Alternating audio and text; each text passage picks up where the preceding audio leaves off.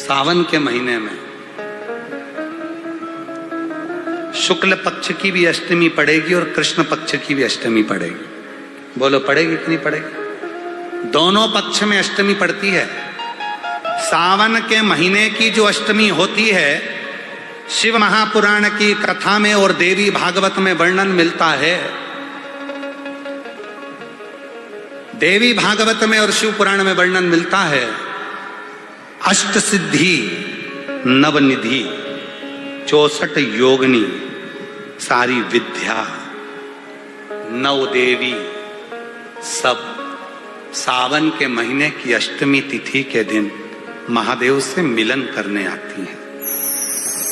भगवान देवाधिदेव महादेव 11 रुद्र के रूप में, 12 ज्योतिर्लिंग के रूप में, सहस्त्र नामावली के रूप में शिव उनसे मिलते हैं, उनसे मिलते हैं। वो समय होता है प्रदोष का समय, शाम का समय। जब सावन के महीने की अष्टमी तिथि पड़े, चाहे वो उजाले की पड़े चाहे अंधेरे की पड़े, अष्टमी तिथि पड़े, शाम के समय 2 दीपक, एक लंबी बत्ती का एक गोल बत्ती का, शिव के मंदिर में अपनी कामना कर कर, जो बच्चों को अच्छी नौकरी चाहिए या कोई बीमारी का हल चाहिए या धन की कमी है या कोई समस्या है, एक लंबी बत्ती किसके लिए है? जम के बोलो, देवी के लिए। गोल बत्ती किसके लिए है? देव के। 2 बत्ती घी की, गोल बत्ती को जलाओ पहले, फिर लंबी बत्ती का जो दिया हो उसकी बत्ती का मुख गोल बत्ती की ओर हो, वो बत्ती अपनी ओर नहीं हो। समझ में आ रहा है ना सबको? ये जो बत्ती का मुख है, देखो ये दिया, ये लंबी बत्ती, ये गोल बत्ती।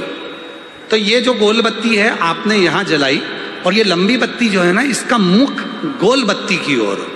64 योगिनियां, अष्ट सिद्धि, नवनिधि, 9 देवियां, सारी विद्या।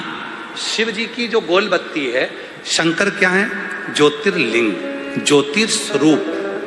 मां दुर्गा क्या है? ज्योति स्वरूपा। क्या कहते हैं? ज्वाला महारानी की, ये ज्योति के रूप में। जब हम गोल बत्ती के सामने अष्टमी के दिन प्रदोष के समय पर लंबी बत्ती का दीपक, पहले गोल बत्ती का दिया जलाया, फिर ये लंबी बत्ती का मुख उधर की ओर कर कर दीपक को जब हम प्रज्वलित करते हैं और अपनी जो कामना दोनों दीपक के सम्मुख में करते हैं, वो कामना पूर्ण होकर ही रहती है। तो पर करना क्या है? दोनों अष्टमी पर, सावन के महीने में जो उजाले पक्ष की अष्टमी आएगी उस पर भी करना है और जो अंधेरे पक्ष की आएगी उस पर भी करना है। किसी भी अष्टमी तिथि को 12 महीने में शुक्ल पक्ष कृष्ण पक्ष की अष्टमी तिथि पड़ती है। यदि किसी भी अष्टमी तिथि को अगर किसी ने नियम बनाया 5 अष्टमी का, 8 अष्टमी का, 7 अष्टमी का, एक कनेर का पुष्प शिव जी के शिवलिंग को समर्पित करना, अशोक सुंदरी के स्पर्श करना, और जो जलाधारी होती है, जैसे ये शिवलिंग है, ये जलाधारी है, तो पहले शिवलिंग पर स्पर्श, फिर अशोक सुंदरी का स्पर्श, फिर जलाधारी पर कनेर का पुष्प शिव जी की ओर मुख कर कर, अर्थात जैसे मानो ये कनेर का पुष्प है तो ऐसा शिवलिंग का स्पर्श करते हुए जलाधारी पर जो समर्पित करता है, भगवान शंकर उसके मन की कामना को पूर्ण जरूर करते हैं। एक कनेर का पुष्प ना होगा कि शिव जी को एक पुष्प बड़ा प्रिय है, इसको शंख पुष्पी पुष्प कहते हैं, जिसको अपराजिता का पुष्प भी कहते हैं। 3 तिथियां ऐसी हैं, चतुर्दशी अमावस्या की भी और चतुर्दशी पूर्णिमा की, अष्टमी नवमी अमावस्या की भी और अष्टमी नवमी पूर्णिमा की। ये वो तिथियां हैं जिन तिथियों में मां नील सरस्वती का स्तोत्र का पाठ कर कर एक शंख पुष्पी पुष्प, एक अपराजिता का पुष्प जलाधारी पर रखकर 7 बार अगर जल का पात्र से जल चढ़ाया जाए और उसी जल को कटोरी में झेल लिया जाए, उस जल को 3 दिन तक लगातार यदि सुबह दोपहर शाम रोज उस बच्चे को देना चालू करी है, उसके हाथ पैर भी काम करना प्रारंभ करेंगे, उसकी बुद्धि भी काम करना प्रारंभ करेगी। जो वो पलंग पर पड़े पड़े राल टपकाता रहता है, उसको लोग कहते हैं कि 18 साल का हो गया और दिमाग केवल 10 साल का है, 5 साल का है, उसमें धीरे धीरे बुद्धि प्रबल होना प्रारंभ हो जाएगी और वो भी एक दिन कार्य करना प्रारंभ। श्रावण के महीने में तुमने भूलवश भी अगर पार्थिव लिंग का निर्माण करा हो और पार्थिव लिंग का निर्माण कर कर अगर एक बेलपत्र शंकर को समर्पित करी हो तो वो बेलपत्र का फल मुझे दे दिया जाए। एक बेलपत्र का फल मुझे दो।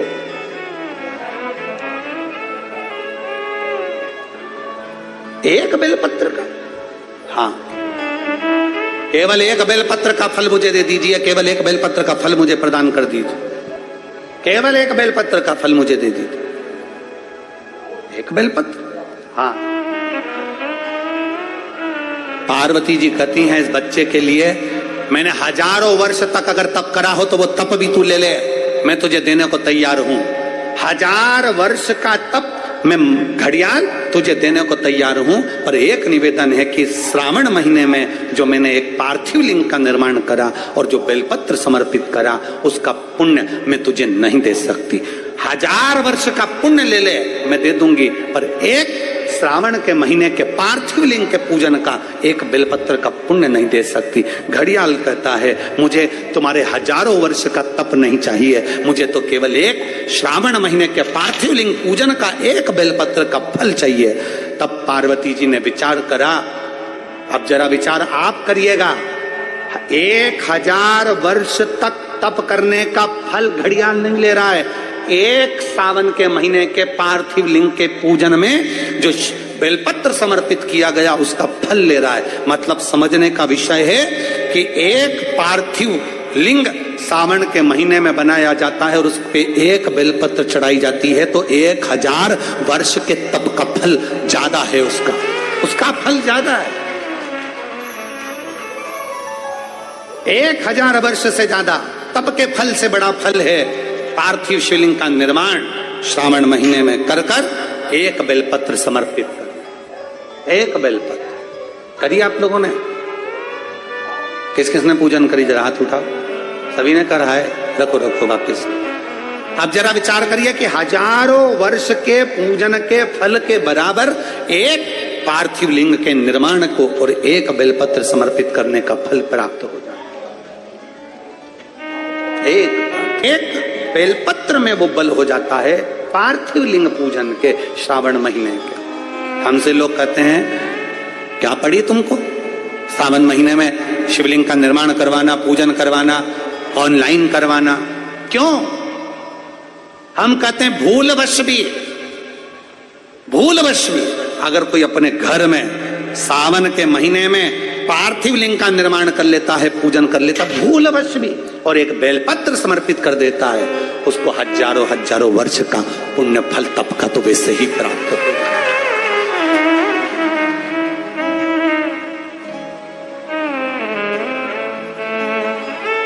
अब इतने कम से कम जिस दिन पार्थिव लिंग का निर्माण का करते हो आप लोग, पूजन करते हो, उतने समय तो कम से कम तुम्हारे विचार तो अच्छे रहते हैं, तुम्हारी बुद्धि तो अच्छी रहती है, तुम्हारा चित्त तो अच्छा रहता है। उतने समय तुम भगवान शंकर की भक्ति तो करते हो।